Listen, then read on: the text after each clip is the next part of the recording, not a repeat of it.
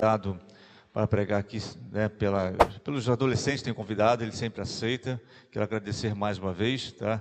Ele disse que essa igreja é a igreja dele também, é isso, marcou a vida dele.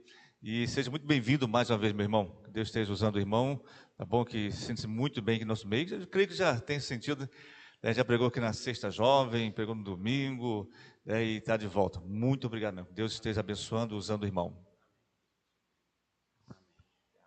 Não, já tem aqui. Glórias a Deus. Boa noite, irmãos. Eu me sinto muito feliz e honrado de estar aqui essa noite.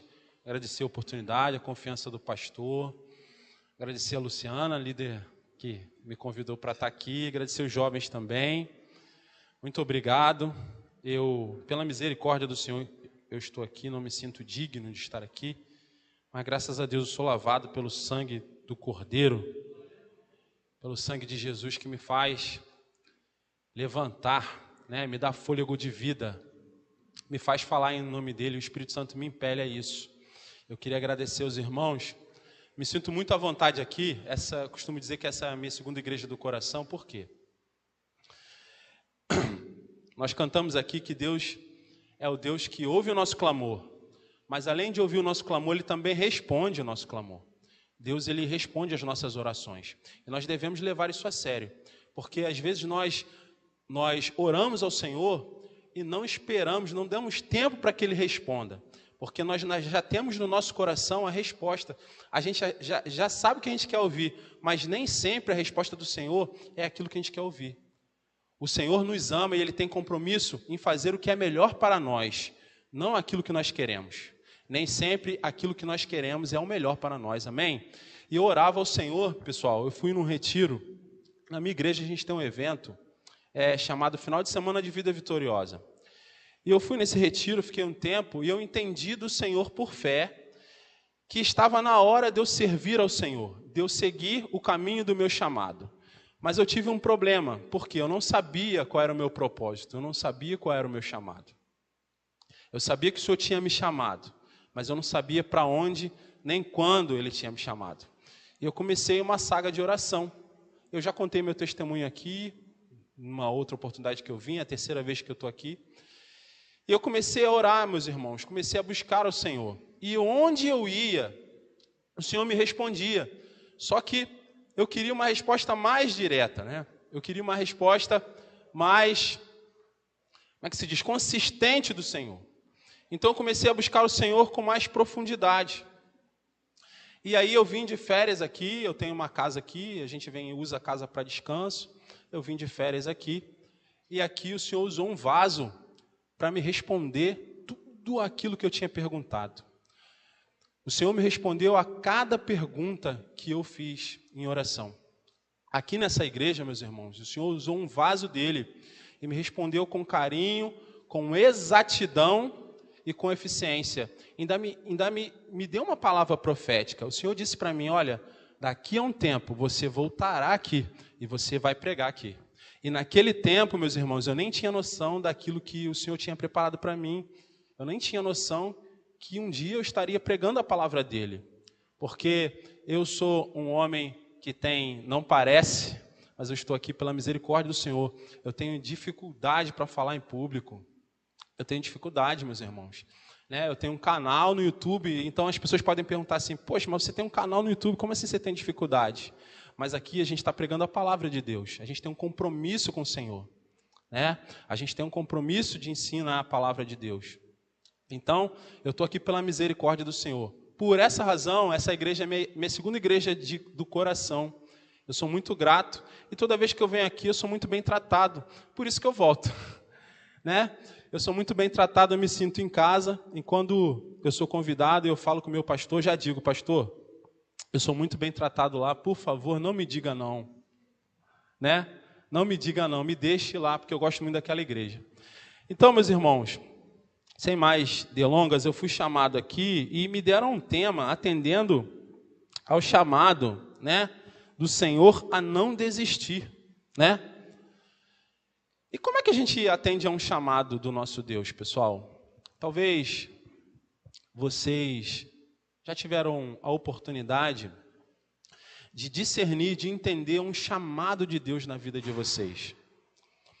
Às vezes a gente tem uma falsa impressão que o chamado de Deus para as nossas vidas é um chamado tão somente eclesiástico, tão somente na igreja. Então a gente pensa, o que Deus quer que a gente faça aqui na igreja? Qual é o trabalho que Deus quer que a gente faça? O chamado de Deus para as nossas vidas é um chamado eclesiástico, sim, mas é muito além disso. O chamado de Deus para as nossas vidas, meu irmão, minha irmã, é um chamado de adoração em tempo constante. Porque se nós formos adoradores e adorarmos o Senhor em espírito e em verdade, estaremos servindo ao Senhor em tudo que fizermos. Meus irmãos, o Senhor, Ele tem um chamado para as nossas vidas, um chamado em tempo integral. Nós somos parte de um corpo. E no corpo, cada membro tem uma função. Você tem aí dentro de você um dom que o Senhor colocou e Ele quer usar.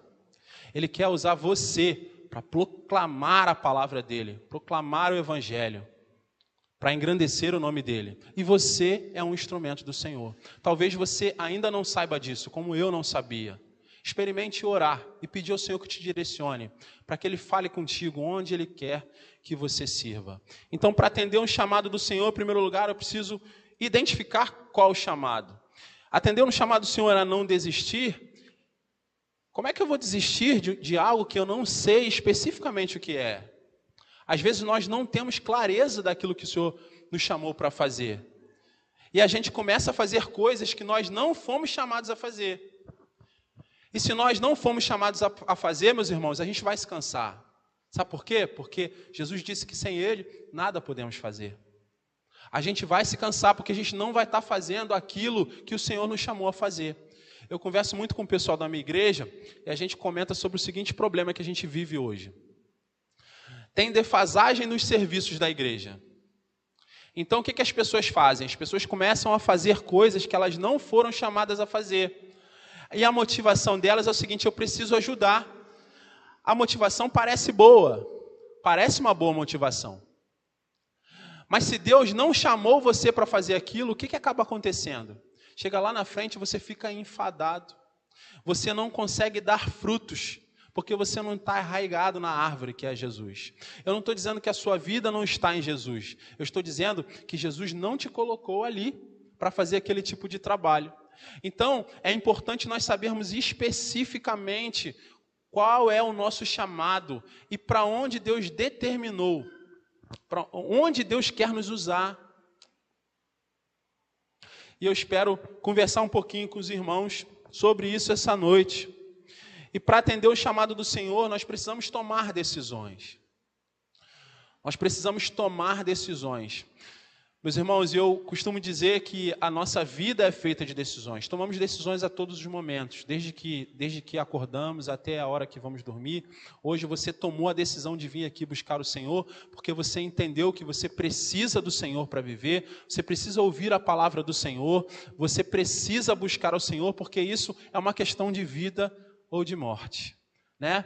Um peixe não sobrevive fora da água, né? Assim como a brasa se esfria se ela for retirada do braseiro. Então você entendeu que precisava buscar o Senhor, por isso que você veio aqui, você tomou uma decisão. O problema, pessoal, é que na maioria das vezes nós tomamos decisões que não são decisões sábias. Por quê? Porque nós tomamos decisões baseadas nas nossas emoções, baseado, às vezes, empurrado pela circunstância, baseado no imediatismo, e não deve ser assim. Quando formos tomar decisões, devemos tomar decisões de forma sábia, com sabedoria. Precisamos ter sabedoria. E uma falsa impressão da tomada de decisão é nós acharmos que precisamos ser inteligentes para tomar decisão. Então a gente fala assim, eu preciso de inteligência, eu preciso, Senhor, de inteligência, eu preciso ser inteligente para tomar decisão.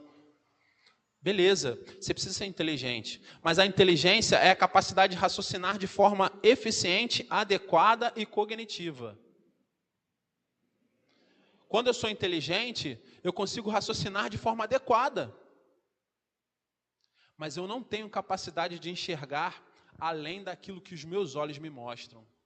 Eu preciso de algo sobrenatural. Eu preciso de algo chamado sabedoria, que nada mais é do que a capacidade de compreender profundamente e aplicar o conhecimento para viver e tomar decisões adequadas. Então, para tomar decisões acertadas e adequadas, eu preciso de inteligência, sim, mas eu preciso muito mais de sabedoria. Eu preciso ser sábio. Existem pessoas que têm muita inteligência, mas não têm sabedoria. Assim como existem pessoas muito sábias que não são tão inteligentes. E a sabedoria abunda, porque a sabedoria vem do Senhor.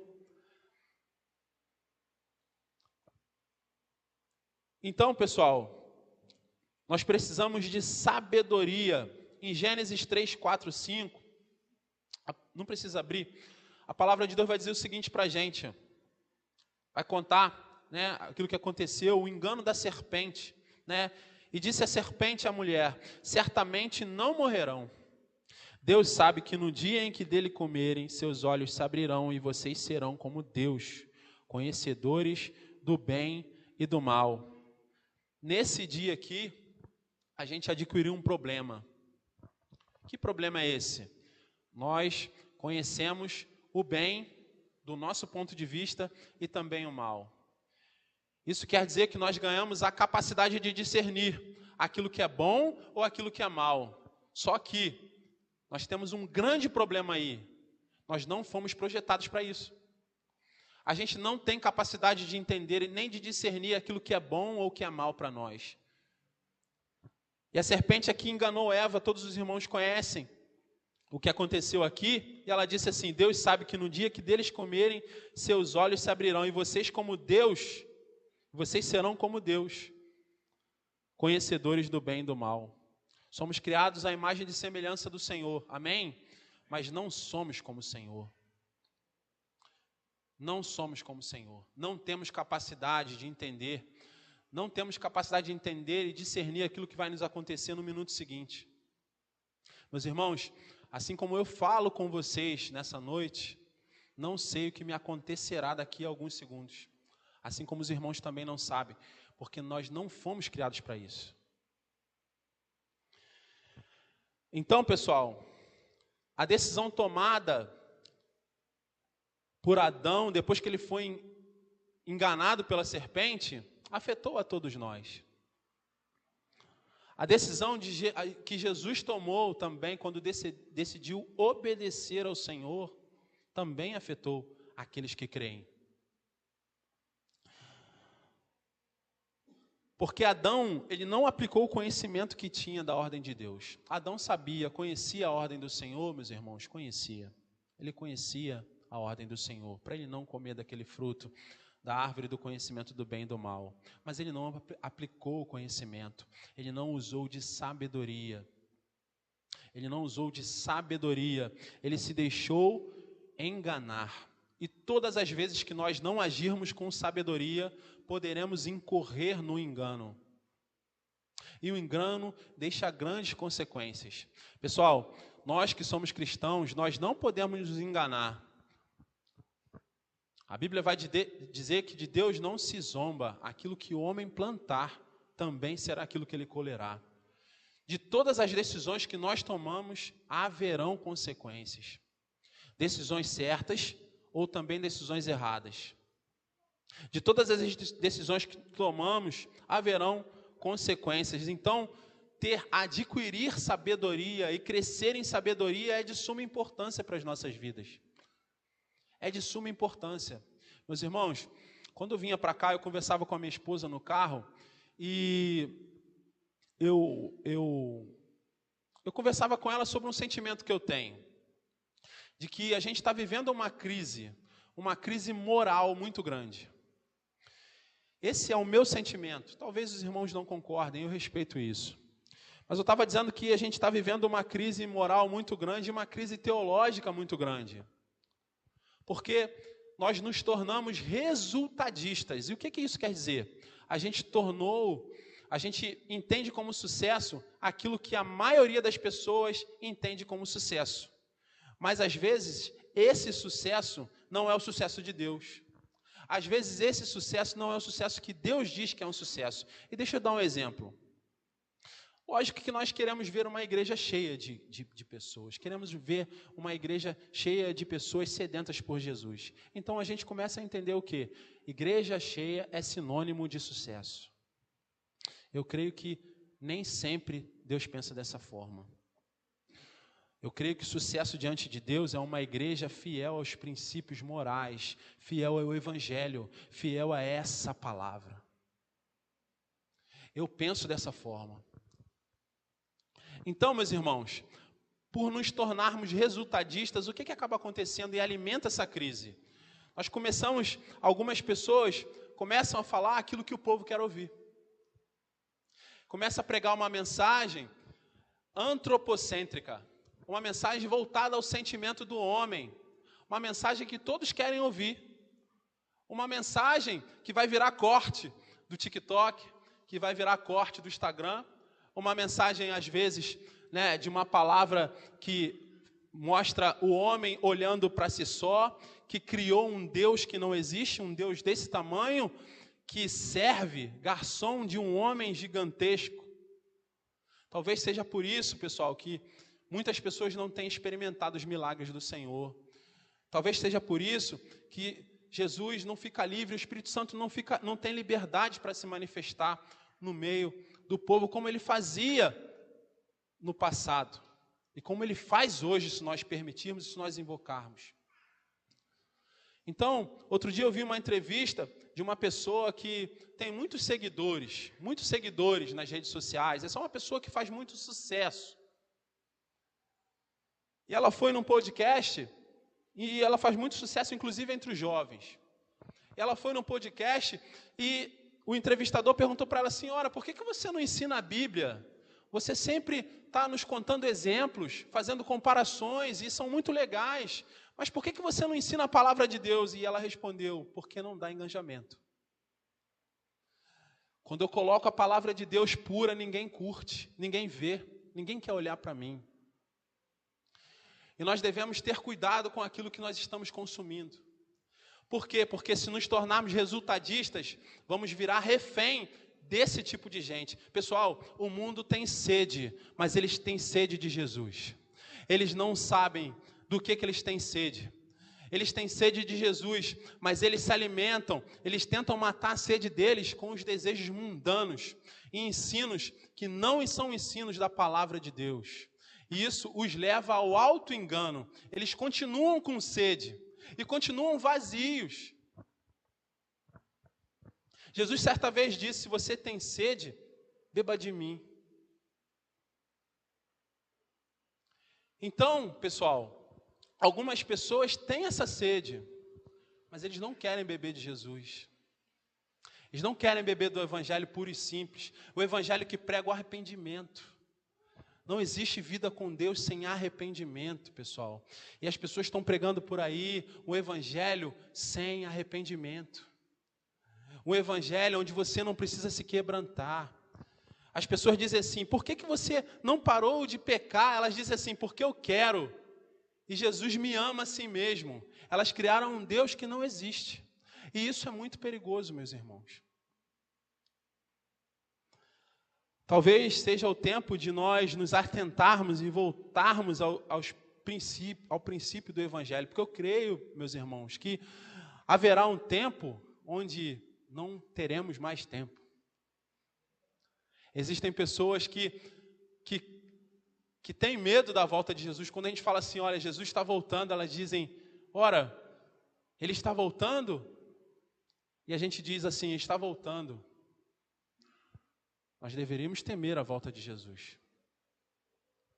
Existe uma canção que diz assim: Jesus Cristo está voltando, se prepare para que tu o vejas. Nós precisamos estar preparados para que o azeite da nossa candeia não termine. Amém, meus irmãos? A pergunta aqui, meus irmãos, é como adquirir sabedoria, como ser mais sábio.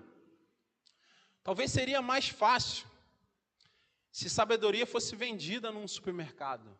Aí nós poderíamos comprá-la e consumir. Mas não é assim. Então, em Provérbios 9:10, vai dizer o seguinte: o temor do Senhor é o princípio da sabedoria, e o conhecimento do santo é entendimento. O temor do Senhor é o princípio da sabedoria, e o conhecimento do santo é entendimento. Então, na inteligência desse texto, meus irmãos, nós podemos aprender o seguinte: que eu me torno mais sábio à medida que eu temo ao Senhor. E, na verdade, essa palavra aqui, temer, ela tem um significado mais parecido com conhecer. Esse temer ao Senhor não significa ter medo, até porque isso não combina com a essência do Senhor. A Bíblia vai dizer que o Senhor é um Deus de amor, e vai dizer também que o verdadeiro amor lança fora todo medo. Então nós não devemos ter medo do Senhor, mas sim temê-lo. Isso quer dizer conhecê-lo.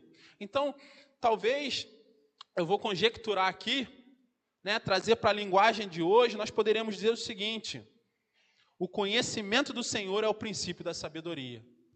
Quanto mais nós conhecemos a Deus, mais sábios nós nos tornamos, meus irmãos. Mais sabedoria nós adquirimos. E nós vamos precisar de sabedoria em todas as áreas das nossas vidas. Vamos precisar de sabedoria para tomar decisões dentro dos nossos relacionamentos. Vocês sabiam, meus irmãos, que às vezes a gente está passando dificuldade no relacionamento com os nossos filhos, com as nossas esposas, com os nossos maridos, enfim. Qualquer relacionamento por falta de sabedoria. Você sabia que quando nós escolhemos não conhecer o Senhor, existe um preço a ser pago? E às vezes, nós de forma inconsciente, continuamos a tomar decisões sem sabedoria, e isso vai nos levar a um grande problema. E eu digo para os irmãos, eu não posso afirmar, mas eu chutaria que 98% dos problemas que nós temos são oriundos das nossas decisões erradas. Imagina se nós fôssemos capazes de sempre tomar boas decisões. Tomar decisões acertadas. Eu creio que é isso que o Senhor quer quando nos oferece a sua palavra. É isso que o Senhor quer quando nos chama à sabedoria. Por isso que a palavra de Deus vai nos dizer que o temor do Senhor é o princípio da sabedoria e o conhecimento do santo é entendimento. A sabedoria do Senhor, ela vai me dar condição de viver de forma plena aqui. E também, em Provérbios 4, 26, 27, ele vai dizer: aquele que teme ao Senhor possui uma fortaleza segura, refúgio para os seus filhos. O temor do Senhor é a fonte de vida e afasta as armadilhas de morte. Meus irmãos, Adão não temeu o Senhor, e mesmo conhecendo a ordem do Senhor, ele comeu daquele fruto da árvore do conhecimento do bem e do mal, e nós conhecemos o final da história. Davi não temeu o Senhor, e ele tomou para si uma mulher que não era dele, a mulher de Urias, e por causa desse pecado, meus irmãos, nunca faltou espada na vida de Davi, nunca faltou. 2 dos seus filhos tentaram usurpar o seu reino. Um filho estuprou a própria irmã. Uma decisão sem sabedoria. Muitas pessoas morreram. Seus filhos se rebelaram contra ele. Nunca faltou espada na casa de Davi. Uma decisão. Um irmão acabou matando, Absalão acabou matando seu próprio irmão para se vingar do estupro da sua irmã. E o tempo passou e parece que Davi ele não aprendeu a lição. Se os irmãos forem ver, lá em 2 Samuel, nós vamos ver que em 2 Samuel, capítulo 24, nós vamos ver que Davi decidiu fazer um censo, A Bíblia vai dizer lá no versículo 1, salvo engano, a Bíblia vai dizer o seguinte, que Deus se irou contra Israel e incitou Davi a fazer um censo em Israel, ou seja, contar os seus soldados para ver quantos estavam disponíveis para a guerra. Ora, mas era o Senhor dos exércitos que dava vitória a Davi. Por que ele queria contar os seus soldados? A Bíblia vai dizer que o Senhor falou ao vidente Gade, que era o vidente de Davi. E ele disse, olha, eu vou te dar 3 opções de punição. O que você prefere? 3 anos de fome, 3 meses fugindo do seu inimigo ou 3 dias de praga? Eis aí, de novo, Davi diante de uma encruzilhada, onde ele precisava tomar uma decisão com sabedoria. E aí, meus irmãos, eu creio que aqui nós podemos ver que Davi aprendeu a lição.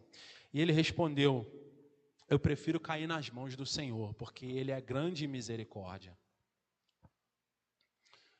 Davi agiu com sabedoria. Vocês lembram do conceito de sabedoria? É a capacidade de aplicar o conhecimento de forma adequada para que eu possa ter uma vida melhor. Davi aplicou o conhecimento, ele conhecia o Senhor, ele sabia que o Senhor era misericordioso. Então ele disse, eu prefiro cair nas mãos do Senhor. Eu tive na minha vida, pessoal, uma oportunidade de fazer isso, né? Houve uma época da minha vida, eu tenho um filho que fez 21 anos. E houve uma época da minha vida que esse meu filho foi acometido de uma doença, né? Uma doença grave. Hoje em dia ele está curado em nome do Senhor Jesus.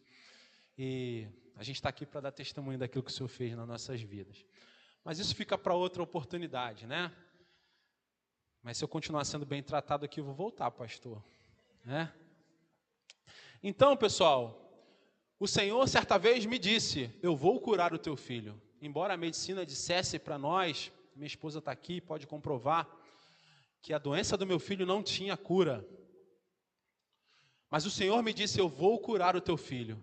E quando nós ouvimos a voz do Senhor, nós temos 2 alternativas, meus irmãos. Ou a gente crê e começa a caminhar por fé, ou a gente duvida e cai no buraco negro da incerteza, que só gera ansiedade e sofrimento. E aí eu decidi confiar. Só que meu filho precisava tomar uma medicação, e essa medicação era contínua. E chegou uma hora que a medicação começou a fazer mal a ele. E a médica dele disse o seguinte, pai, você está me dizendo que a medicação está fazendo mal ao seu filho, amém? Eu falei, disse, sim, está fazendo mal. E você está me pedindo para parar com a medicação, certo? Eu disse, certo. Ela falou assim, a responsabilidade é toda sua. Porque se ele parar de tomar a medicação, ele vai ter várias crises. E eu não vou poder fazer nada. E aí, meus irmãos, eu tive que colocar minha fé em prática. Existem momentos que a gente vai ter que sair do mundo abstrato e transformar a nossa fé em algo prático. E eu disse, nós vamos parar. Já fazem 4 anos que ele não toma nenhuma medicação. E ele está curado. Nós vimos o milagre do Senhor, meus irmãos. Mas nós não tínhamos certeza de nada. Nós precisamos da fé. Mas essa decisão, pessoal, eu não tomei porque eu mereço nenhum crédito. Eu tomei porque eu me baseei na sabedoria que eu tinha do Senhor. Todas as pessoas, às vezes, pessoal, não todas, mas algumas pessoas, às vezes, elas não vão acreditar em você quando você decidir tomar decisões com a sabedoria do Senhor. Elas vão dizer que você está errado. Por quê? Porque nem todos têm a mesma visão que Deus te deu. Às vezes Deus vai dizer para você, anda sobre as águas. E aquelas pessoas vão dizer para você, você vai afundar, mas Deus está dizendo, não vai. E aí você vai precisar andar por fé. 2 Coríntios 5:7 vai dizer que nós andamos por fé e não por aquilo que vemos. E nós que somos cristãos, nós precisamos manifestar a nossa fé. Nós não podemos ser só contadores de testemunhos dos outros. Nós precisamos usar a nossa fé para que o Senhor fique livre para mover seu poder através das nossas vidas. Nós precisamos nos atentar à autoridade espiritual, aquilo que o Senhor nos deu. Nós somos servos de Deus. Amém, pessoal? Então, pessoal, eu poderia aqui dar vários exemplos para os irmãos, né, de pessoas que agiram com sabedoria e outras que não agiram.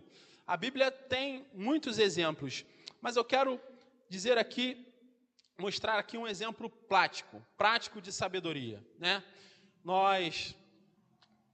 Às vezes nós mostramos a teoria, mas eu sou daqueles que gosta de aplicar na prática aquilo que nós aprendemos na palavra de Deus, amém? Porque nós precisamos praticar a palavra de Deus.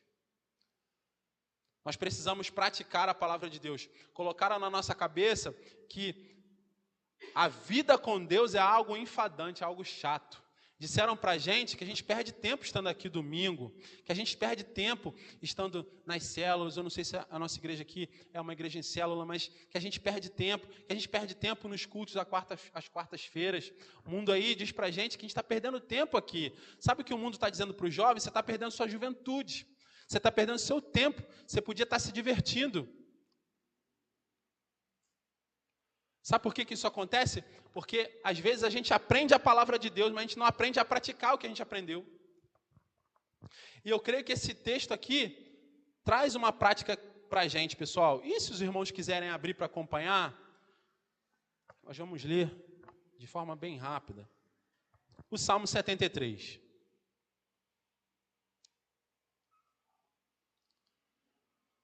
Salmo 73. Vamos ler a partir do versículo 1.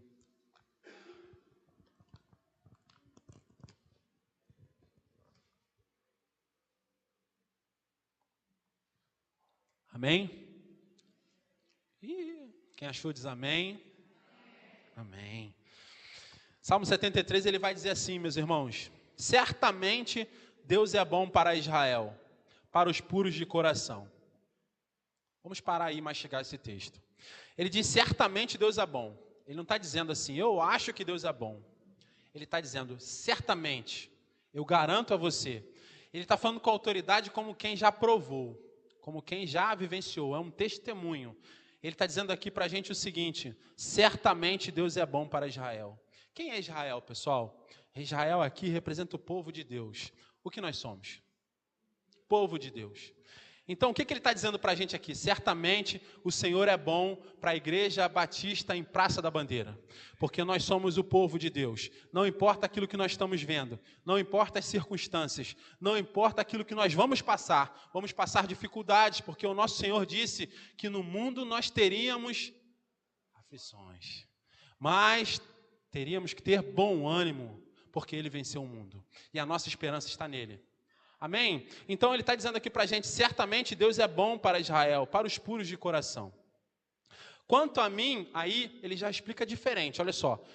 É uma constatação, Deus é bom. Mas agora eu vou falar de mim. Quanto a mim, os meus pés quase tropeçaram, pois por pouco não escorreguei. Pois tive inveja dos arrogantes, quando vi a prosperidade desses ímpios. E eu digo para vocês, meus irmãos, que esse texto parece que foi escrito ontem, porque ele é muito atual. Eu tenho a oportunidade de conversar com alguns jovens lá da minha igreja e algumas pessoas que eu estou discipulando. E a maioria daquelas que se desviaram do Senhor, que tem problemas, elas dizem o seguinte, eu tenho a sensação de que eu estou perdendo meu tempo. E se tudo isso for uma fábula? E se Jesus for uma história que está sendo contada de tempo em tempo? Porque, meus irmãos, se nós não estivermos enraigados em Cristo, provavelmente nós teremos essa dúvida. Porque a nossa fé é aquilo que nos move, e a nossa fé vem pelo ouvir, e pelo ouvir a palavra de Deus. Só que a gente tem outro problema, as pessoas não querem ouvir a palavra de Deus. Elas não querem ler a palavra de Deus. Elas não querem ter um tempo de busca ao Senhor. O que acontece? Acontece que essas pessoas, elas têm uma fé frágil, que o vento conduz para a esquerda e para a direita. Mas ele diz assim, olha, quanto a mim, os meus pés quase tropeçaram, pois tive inveja dos arrogantes, quando vi a prosperidade desses ímpios. E não parece prósperos, meus irmãos? Eles não passam por sofrimento e têm um corpo saudável e forte. Estão livres dos fardos de todos. Não são atingidos por doenças como os outros homens. Pessoal, criar filhos no Evangelho hoje em dia é uma missão muito árdua. Eu lembro quando meu filho era criança, ele falava assim, eu sempre dizia para ele não colar nas provas, né? Hoje ele já está na faculdade, né? Mas eu dizia para ele não colar nas provas. Ele falava assim, pai, mas você diz para eu não colar, mas meu amiguinho cola e tira a nota mais alta do que a minha. Então, eu creio que foi esse mesmo sentimento aqui que o salmista está dizendo para a gente, eles não passam por sofrimento, né? Tem um corpo saudável e forte. No versículo 6 diz assim, por isso o orgulho lhes serve de colar, e eles se vestem de violência. A pior coisa, pessoal, uma tarefa muito difícil,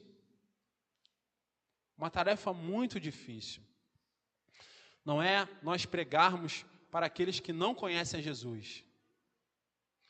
Porque eu creio que o mundo está mudando e as pessoas, elas entendem que está faltando algo no mundo, não precisa ser muito inteligente para perceber isso. As pessoas percebem que algo no mundo está faltando, existe uma lacuna aberta. Então, não é difícil, se vocês saírem aí fora, vocês viram até um cachorrinho aqui, né? Ele veio ouvir a palavra de Deus. A Bíblia vai dizer que tudo que tem fôlego louve ao Senhor. Não é difícil pregar Jesus para essas pessoas, porque elas têm sede, elas precisam do Senhor. Mas uma tarefa árdua é pregar Jesus por aqueles que já foram daqui e se desviaram. Uma tarefa árdua é pregar para Jesus para aqueles que conhecem a palavra, mas decidiram não praticá-la. Eu creio que esse é o sentimento que o salmista está dizendo quando ele diz, por isso o orgulho lhes serve de colar. Eu não estou comparando essas pessoas com pessoas ímpias. Eu estou dizendo que é difícil porque as pessoas experimentam o pecado. Porque estão dizendo por aí que o pecado é bom, estão relativizando Jesus. Hoje as pessoas estão indo a Jesus sem pagar um preço de arrependimento. Elas querem entrar pela porta estreita, mas elas não querem deixar a bolsa do pecado. Vocês entendem?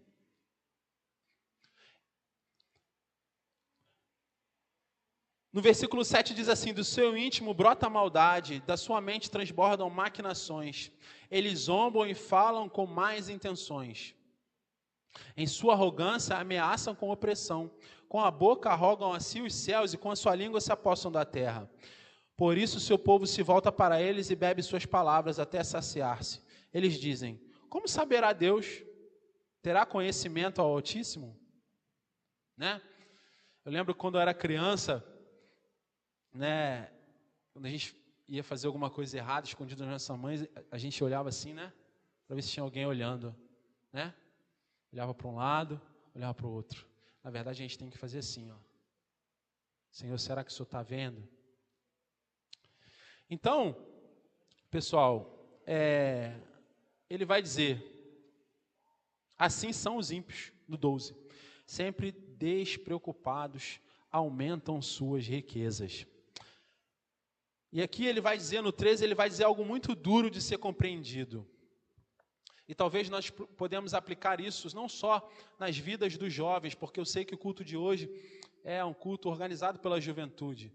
Talvez nós podemos aplicar isso nas nossas vidas, porque ele vai dizer assim, certamente foi-me inútil manter puro o coração e lavar as minhas mãos na inocência, pois um dia inteiro sou afligido e todas as manhãs sou castigado.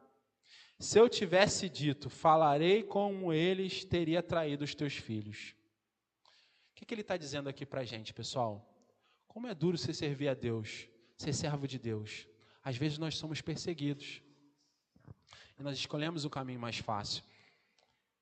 Eu creio que, eu dou glória a Deus quando eu vejo um jovem aqui na presença do Senhor, porque eu sei o quão é difícil ser jovem e caminhar na presença do Senhor. Sabe por quê? O mundo imprime aos jovens uma batalha que é desleal.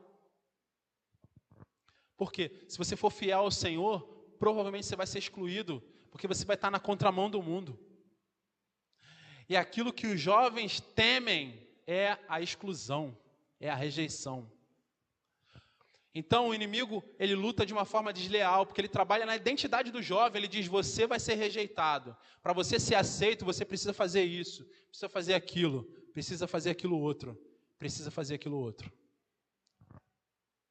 Isso não é verdade. E venha cair por terra toda mentira em nome do Senhor Jesus. O Senhor te ama, você é amado do Senhor. Você não precisa da aceitação de ninguém. O Senhor já te amou. Ele já te recebeu. Então, meus irmãos, talvez essa postura, eu conheço muitos jovens que têm dificuldade em se relacionar. Por quê? Porque o mundo aí prega algo contrário à palavra de Deus. E o que o cara faz? Ou ele sucumbe, ou ele vai ter uma vida difícil, se ele não confiar no Senhor. E aí ele diz, certamente me foi inútil manter meu coração puro e lavar minhas mãos na inocência, no 13. Mas no 16 ele também vai dizer algo que nos traz muita elucidação, meus irmãos. No 16 ele vai dizer assim, quando tentei entender tudo isso, achei muito difícil para mim. E também não é difícil para nós. Também não é difícil para nós.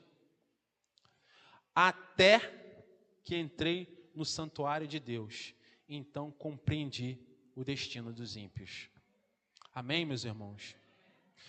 Até que ele entrou no santuário do Senhor. E ele entendeu o destino dos ímpios. Ele entendeu para onde eles estão indo, para onde eles estão caminhando. E isso gerou nele conhecimento. E esse conhecimento que foi gerado no coração dele fez com que ele pensasse com sabedoria. Ele estava seguindo a lógica. E a lógica é o que a gente vê. Mas a sabedoria de Deus vai nos fazer pensar diferente. E ele disse, no 18, certamente os pões em terrenos escorregadios, fazes cair na ruína, como são destruídos de repente, completamente tomados de pavor. E não é assim, meus irmãos. Olha, eu não sei os irmãos, mas muitas pessoas que zombavam de mim, zombam às vezes de nós, porque nós estamos orando, porque nós estamos buscando a Deus. Quando alguém te pergunta assim, vamos fazer não sei o quê, você fala assim, espera aí um instante. A pessoa fala assim, toma logo uma decisão. E você fala assim, primeiro vou orar. Aí a pessoa fala, poxa, o cara ora por tudo e não tem vida. Não é verdade, meus irmãos? Eles zombam de nós, da maneira como nós escolhemos viver, até que eles passem por dificuldades. Aí sabe o que acontece? Vai pedir para você orar por ele. E nós devemos orar. Porque para isso nós fomos chamados. A nossa comunhão com o Senhor, aquilo que nós temos com o Senhor, eles não têm. Por isso que eles ficam em terreno escorregadio. Por quê? Porque aquilo que eles acham que é concreto, não é. E aí eles escorregam. Mas nós estamos na rocha eterna. Nós estamos seguros nos braços daquele que nunca nos deixou. Amém, meus irmãos? E aqui ele vem discorrendo, eu não vou ler para os irmãos não ficarem enfadados, ele vem discorrendo de como é a vida dos ímpios, porque depois que ele compreendeu, né, depois que ele teve compreensão, ele começou a pensar com sabedoria, e a sabedoria vai trazendo discernimento, meus irmãos. A sabedoria vai tirando a cegueira espiritual, vai mostrando a mim e a você o que está por trás das coisas, o que está agindo por trás, a real razão. A real razão. Tiveram momentos na minha vida em que eu não agi com sabedoria e paguei um preço alto. Até que o Senhor me puxou a orelha e me mostrou na palavra dele, olha só, cara, você está batalhando o inimigo errado, você está se esmurrando o inimigo errado. O teu inimigo está botando você contra pessoas e você está batalhando contra pessoas, mas a tua luta não é contra o sangue, contra a carne. Mas foi necessário agir com sabedoria. Então, pulando para o versículo 27, ele vai dizer algo que tem a ver, e aí para terminar, tem a ver com aquilo que nós estamos falando aqui, que é atendendo um chamado do Senhor a não desistir. Ele vai dizer, pessoal, ele vai dizer no versículo 27 o seguinte, os que te abandonam sem dúvida perecerão, tu destróis todos os infiéis. Mas ele vai dizer o seguinte, mas para mim, bom é estar perto de Deus, Fiz do soberano Senhor meu refúgio. Proclamarei todos os teus feitos. Esse mesmo salmista que estava dizendo aqui, olha, poxa, cara, eu estou chateado, eu estou vendo a prosperidade dos ímpios, né? Eu estou chateado, eu estou vendo como as coisas são difíceis para mim. No final, a conclusão que ele chegou é o seguinte: bom é estar perto de Deus, bom é estar aqui na casa do Senhor, bom é estar buscando ao Senhor, bom é estar congregando como igreja, bom é estar aprendendo a palavra do Senhor, bom é estar praticando a palavra do Senhor. Meus irmãos, vocês não veem como cresce a palavra do Senhor, como crescem os servos do Senhor?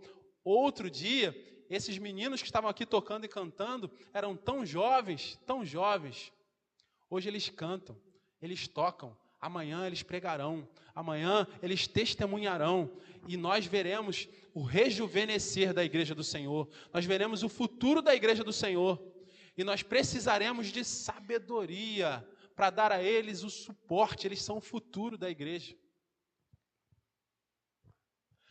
para passar para eles todas as nossas experiências com Deus, e dar a eles a segurança de que o Senhor é bom para Israel.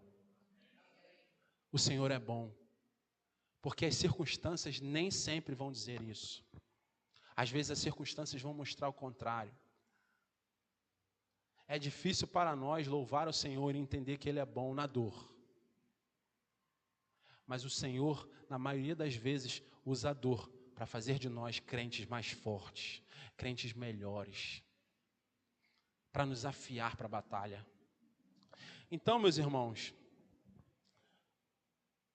qual o seu propósito de vida, meu irmão? Você acha que o Senhor salvou você para que você seja mero frequentador de igreja? Para que você tão somente venha aos cultos às quartas, aos domingos, e cumpra esse rito eclesiástico, e volte para sua casa e viva a sua vida da maneira que você bem entende?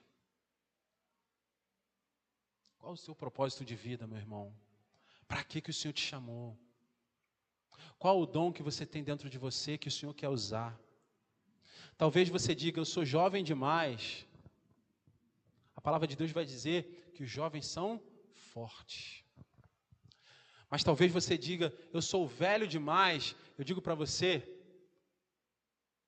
lá em Joel, o Senhor vai nos ensinar que em Deus não existe aposentadoria, porque Ele vai dizer que vai usar os velhos também. Não existe aposentadoria na obra do Senhor. O Senhor é o Deus que realiza sonhos, tanto dos jovens quanto dos velhos. É o Deus que sustenta. Qual o teu propósito de vida, meu irmão? Para que o Senhor te chamou? Para que você nasceu? E eu queria deixar os irmãos com essa mensagem. E a minha oração essa noite é que os irmãos nem lembrem de mim, mas que os irmãos lembrem daquilo que foi pregado, daquilo que foi ministrado, atendendo ao chamado do Senhor a não desistir. E eu digo para você, se você achou o teu propósito de vida, se você achou para que o Senhor te chamou, não desista. Não desista, porque a alegria do Senhor é a tua força. O Senhor restaurará a alegria do primeiro amor em você. Você vai correr e não vai se cansar. Você voará como águia. Mas se você não está fazendo aquilo que o Senhor te chamou a fazer, você vai se cansar. Você vai ficar enfadado. Então, eu te convido essa noite a curvar a sua cabeça. Eu queria orar com você, meu irmão, fechar os teus olhos, né? E eu queria pedir que você abra o teu coração. Senhor, nós queremos nos colocar diante de Ti. Obrigado, Pai, obrigado pela Tua palavra. Obrigado por esse ministério, que esse ano completou 27 anos. Obrigado, Pai, porque o Senhor é fiel. Obrigado, Pai, porque o Senhor tem sustentado essa casa, o Senhor tem dado força aos Teus servos. Mas agora, Pai, nós pedimos e oramos para que o Senhor venha com a tua mão poderosa, sustentar a liderança da tua igreja, sustentar os jovens aqui plantados, Pai. Que o Senhor, Pai, os leve a conhecer, ter o pleno conhecimento do teu chamado para a vida deles. Ó Pai, se há alguém aqui com dúvida, que o Senhor venha responder ainda essa semana, em nome do Senhor Jesus, Pai. Responder, Pai, aquilo que o Senhor quer daquele que te busca. A tua palavra vai dizer que o Senhor é o galardoador daqueles que o buscam. Então nós pedimos em nome do Senhor Jesus, Pai, que o Senhor responda, assim como o Senhor respondeu a minha oração aqui nessa casa. Que o Senhor venha responder, Pai, ó Deus, a todos aqueles que têm buscado pelo Senhor para saber o propósito. Enche-os, Pai, do teu poder, da tua graça, da tua sabedoria, Pai. Revela-os, Pai, aquilo que eles estão fazendo e faça-os pensar com sabedoria, Pai, para que possam ser capacitados a tomar boas decisões. Nós oramos, Pai, porque cremos que o Senhor nos ouve e oramos em nome do Senhor Jesus. Amém e amém. Graças a Deus, meus irmãos, muito obrigado pelo tempo.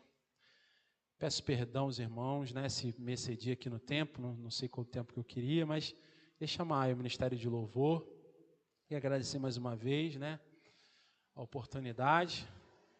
E volto a dizer, se eu for continuar sendo bem tratado, eu vou voltar, né?